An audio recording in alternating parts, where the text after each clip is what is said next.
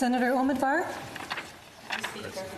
Honourable colleagues, I too rise today to speak to the principles and intents behind Bill S-211, the Modern Slavery Act, and I wish to commend Senator Omidvar for bringing this bill forward to our attention. The word slavery invokes history and disturbing images. The capture, imprisonment, and slavery of millions of Africans who were auctioned and sold at trading posts in Africa from Senegal and then transported to North America to work on plantations. The dark and lasting legacy of slavery on the African American and African Canadian people is still with us and with them. And although the transatlantic slave trade was abolished in the 19th century and those slaves were freed from their bondage, slavery, sadly, did not end. Instead, over time, it has found new forms and expressions and morphed into a particularly pernicious form of oppression and brutality, finding victims in every corner of the world, including, as Senator Boyer has so eloquently pointed out, right here in Canada. It is indeed a serious problem. According to the ILO, the International Labour Organization, there are over 40 million modern slaves. Women and children make up 71% of this number, with a full 10 million being children. This is more than 3 times the number of the transatlantic slave trade. So, colleagues, the problem has not gone away. In fact, it has multiplied many, many, many times over.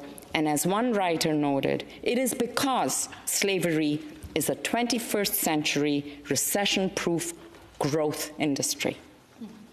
So who are modern-day slaves? They are those who are forced to work through coercion, mental or physical threat, trapped and controlled by an employer through mental or physical abuse or threat of abuse, dehumanized, treated as a commodity, and bought and sold as property, physically constrained or restricted in their freedom of movement. It's perhaps not hard to imagine how a person falls into these claws, and for my examples, I will go outside our borders because Senator Boyer has covered what happens in Canada. A vulnerable person looking for a livelihood in a neighboring country finds themselves in the clutches of traffickers on a fishing boat. An individual borrows money for her medical ailments and finds herself in debt bondage to a farmer who extorts her into labor. And most worryingly, a poor child is forced to work in a garment factory instead of going to school. So why is this happening? Put bluntly, slavery is profitable. Much of the work that modern slaves are compelled to do finds its way into global supply chains headed by big multinational corporations. Slavery generates as much as $150 billion in profit every year, according to the ILO. Technology, migration patterns, and community dynamics create a large supply of vulnerable and exploitable people that get trapped. We know that global supply chains are complicated and interconnected and cover multiple countries and multiple jurisdictions, all with the purpose of lowering costs and making profits. The multinationals transfer their lower value activities to contractors, and then the work gets contracted and subcontracted further down to another set of subcontractors. This opaque and fragmented system and mode of production makes it incredibly hard to enforce labor rights and standards, particularly when there are so many companies and jurisdictions involved.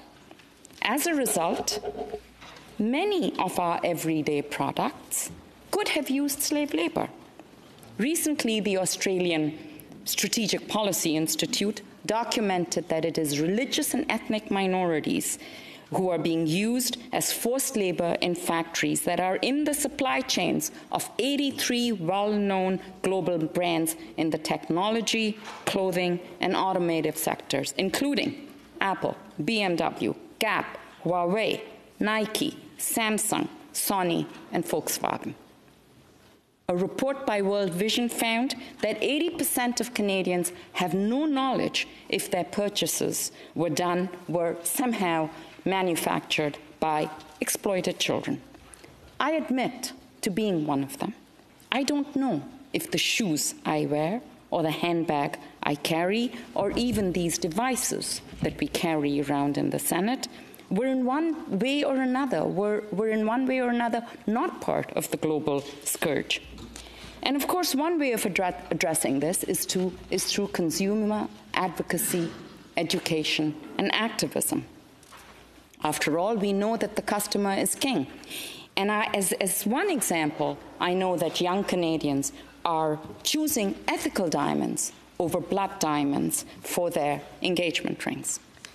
Honourable Senators, it is clear that we need to take some actions. We need to stop multinationals, corporations on reliance and their reliance on using forced labour to turn an even bigger profit.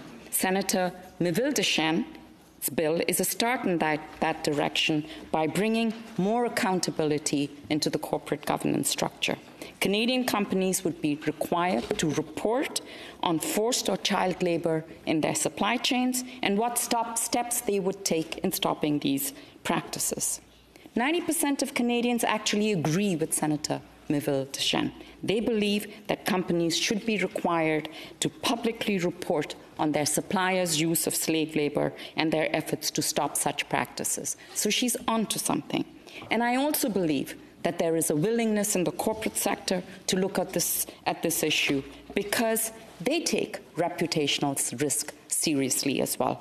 And Twitter is a marvelous thing at times. And I just read today a quote from Dean Gustafsson of University of Victoria. He is the Dean and Professor of the International School of Business. And he said, "Profit is not a purpose. It is one indicator of whether you are successful in your purpose." This bill is not just aspirational, colleagues, it has teeth. It would amend the Customs Tariff Act to prohibit the importation of goods manufactured or produced by forced or child labour. If enacted, a regulatory and administrative regime and infrastructure under the CBSA would need to be implemented. Some have said that the bill doesn't go far enough, since it doesn't compel companies to change their behaviour, only to report it. And it doesn't provide a remedy to the victims, since there is no liability mechanism to hold companies that have used forced or child labour to account.